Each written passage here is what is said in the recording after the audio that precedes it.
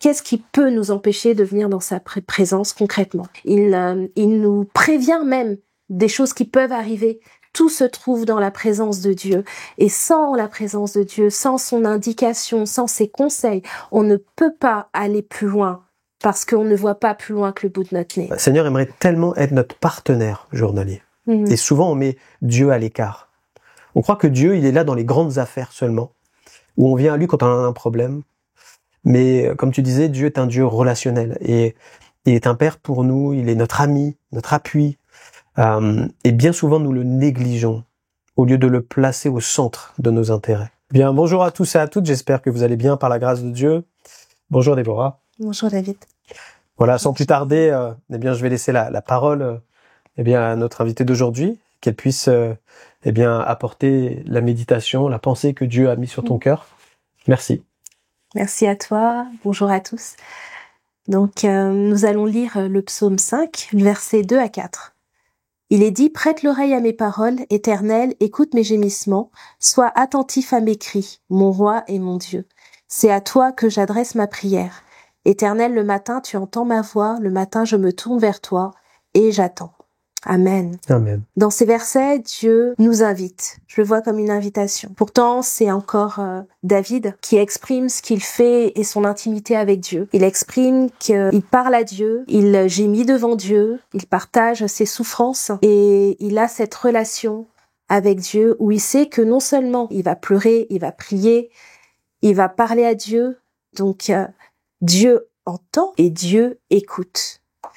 Et c'est cette assurance qu'il a qui ne parle pas en vain, en fait, et qui a un retour à cela. Donc cette invitation, pour nous, en tant qu'enfants de Dieu, nous sommes libres de venir vers le Seigneur, car nous avons Jésus-Christ qui a tout accompli à la croix. Amen. Par son sacrifice, il nous a affranchis du péché, pour nous qui l'avons accepté. Et nous sommes donc, à l'issue de ça, réconciliés avec le Père. Nous sommes enfants de Dieu. Notre Père nous aime et il a envie et il désire. Oh, combien il désire avoir cette relation avec nous. En fait, aujourd'hui, nous sommes, comme nous sommes enfants de Dieu, réconciliés pour ceux qui ont fait cette démarche, cet acte de foi, nous avons retrouvé ce que nous avions perdu en Adam. Cette relation, ce partage avec notre Père. Venez à moi, vous tous qui êtes fatigués et chargés, et je vous donnerai du repos. Cette invitation se trouve dans Matthieu 11, verset 28. Et quand on nous invite, on a un choix à faire. Accepter l'invitation ou la décliner. Et donc, David a accepté cette invitation et je vous invite à accepter cette invitation. Matthieu 6, verset 6. Il est dit, quand tu pries, entre dans ta chambre, ferme la porte et prie ton Père qui est là dans le lieu secret et ton Père qui voit dans le secret te le rendra. Amen. Quand on veut venir dans sa présence, des fois il y a des choses qui nous empêchent de venir. Qu'est-ce qui peut nous empêcher de venir dans sa présence concrètement? Je vais parler un peu de mon cas, un témoignage, où à chaque fois que je voulais avoir ce temps en particulier avec mon Seigneur, je ne trouvais pas le lieu, je ne trouvais pas le timing, et j'étais tout le temps dérangée. Et pourtant j'ai besoin de concentration. Et donc à un moment donné, après avoir fait un essai dans chaque pièce de la maison, j'ai trouvé un endroit, c'était la voiture. La voiture dit à l'extérieur de la maison. Mais pourquoi moi c'était dans la voiture? C'est parce que j'avais un souci. Dès que je me levais le matin, et que on a une famille nombreuse, c'est important que je le précise. Dès que je me levais le matin et que je voyais des petites choses à gauche, à droite, devant, derrière, j'avais juste envie de hop, ramasser, hop, prendre. Et puis quand on a fait une fois, deux fois, non, pour moi c'était trop difficile, donc après je prenais mon chiffon, je commençais à nettoyer, et j'entendais le Saint-Esprit qui me disait « Arrête-toi, pose cela, viens dans ma présence ». Et sincèrement, je disais au Seigneur « Non, s'il te plaît, laisse-moi juste enlever ça encore, juste ça là, juste ce truc-là posé sur le rebord, je l'enlève, après je viens ».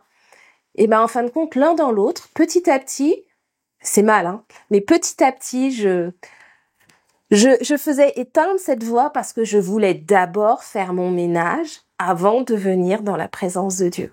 Mais c'est pas comme ça que ça marche. Un piège. C'est pas comme ça que ça marche. Je tombais à chaque fois dans ce piège. Et donc, j'ai trouvé un système pour pouvoir lutter parce qu'on peut pas rester comme ça. Je veux obéir à Dieu. Donc, j'ai trouvé un système. C'était, je me lève, je m'habille et je sors. Comme ça, je vois plus rien. Et je suis dans ma voiture. Comme ça, il y a pas de ménage à faire.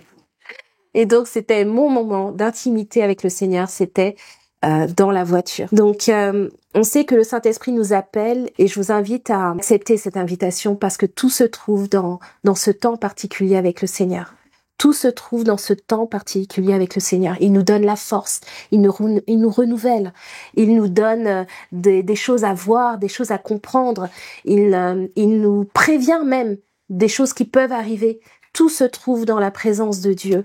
Et sans la présence de Dieu, sans son indication, sans ses conseils, on ne peut pas aller plus loin parce qu'on ne voit pas plus loin que le bout de notre nez. Alors, le texte biblique qui m'a poursuivi pendant longtemps, c'est le texte de Marthe et Marie, le chapitre 10 de Luc, verset 42, où il est dit « Mais une seule chose est nécessaire, Marie a choisi la bonne part, elle ne lui sera pas enlevée. » Donc voilà, c'est mon témoignage et c'est aussi un encouragement à venir au pied du Seigneur. David, est-ce que tu as quelque chose que tu veux rajouter? Déjà te remercier pour ce que tu as dit, pour le témoignage. Et je pense qu'on passe tous par ce genre de phase.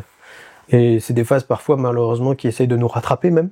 Ouais. Même quand on a essayé de laisser tomber ou mettre de côté certaines choses. Et il faut vraiment bien garder le cap. Voilà, se faire violence, comme dit l'Écriture. Hein. C'est ça. Parce que voilà, il y a toujours cette envie d'être hyper actif ou actif, même pour des choses légitimes. Mais comme on disait tout à l'heure, c'est un piège en fait. Et il faut voir clair, il faut discerner et faire le choix. Et tu as utilisé le texte de Marthe, effectivement, de Marthe et Marie, de faire un choix radical et de dire c'est quoi mes priorités. En fait, c'est ça que tu es en train de dire. Ma priorité dans ma vie. Et de là va découler tout le reste. Et c'est vrai que, comme tu dis, quand on vient premièrement dans la présence de Dieu, qu'on vient se ressourcer dans la présence de Dieu, notre journée elle change. Et Seigneur aimerait tellement être notre partenaire journalier. Et souvent on met Dieu à l'écart. On croit que Dieu il est là dans les grandes affaires seulement, où on vient à lui quand on a un problème. Mais comme tu disais, Dieu est un Dieu relationnel et il est un Père pour nous, il est notre ami, notre appui. Et bien souvent nous le négligeons au lieu de le placer au centre de nos intérêts et de dire c'est à que je viens m'adresser pour toute cette journée et tout ce que je vais rencontrer parce que Dieu sait très bien ce qui va se passer dans la journée. Nous on ne maîtrise rien en fait. C'est rien du tout. Tout peut basculer en une seconde dans une journée. Et Dieu seul par son esprit peut nous fortifier, nous préparer, même nous avertir pour la journée. Et j'aimerais qu'on prenne ce temps juste de prière et prier avec vous aujourd'hui, et pour toi qui écoutes peut-être ce matin cette émission, de dire Seigneur, je veux revenir à tes pieds. C'est un choix, c'est une décision. Comme Marie, elle a pris cette décision de dire j'écoute pas Marthe, ma sœur, qui sait faire, mais je viens d'abord au pied du Maître. Et j'aimerais vraiment prier dans ce sens-là pour vous aujourd'hui. Et puis que le Seigneur puisse vous attirer par ses cordages d'amour et que vous voyez que l'intérêt il est là en vrai. Voilà, que Dieu vous bénisse. Je vais prier. Seigneur, merci pour ta parole. Merci Seigneur parce que tu nous rappelles l'essentiel de notre vie. C'est d'être avec toi. Seigneur Jésus, tu l'as dit toi-même, que tu as choisi tes disciples pour qu'ils soient avec toi, oui Seigneur. Et tu nous as choisis pour être avec toi, pas pour faire en premier, mais pour être avec toi. Et je prie pour tous ceux qui se sont écartés de cette voie royale avec toi et qui sont en train de s'assécher dans un coin, qui sont en train de vaquer à leurs occupations, mais qui n'ont plus l'orientation que toi tu veux leur donner, les ressources nécessaires, ni les conseils du Saint-Esprit, parce que les oreilles sont trop occupées, les pensées sont trop occupées. Seigneur, je prie pour que ces occupations maintenant soient mises à la bonne place et que la première occupation de tes enfants soit de venir te chercher, Seigneur. Parce que tu as dit, Seigneur, que celui qui te cherche te trouve. Amen. Alors, Seigneur, merci de bénir tes enfants et qu'encore aujourd'hui, ils puissent, Seigneur, venir à tes pieds parce que je sais, Seigneur, que tu te laisses trouver. Amen. Et que tu vas les bénir, les fortifier, les renouveler. Oui, Jésus, merci. Merci, Seigneur. Gloire à toi, Jésus. Amen. Amen. Gloire à Dieu. Amen. Nous avons terminé pour aujourd'hui et nous vous souhaitons une bonne journée. Soyez bénis. Que Dieu vous bénisse. À très bientôt.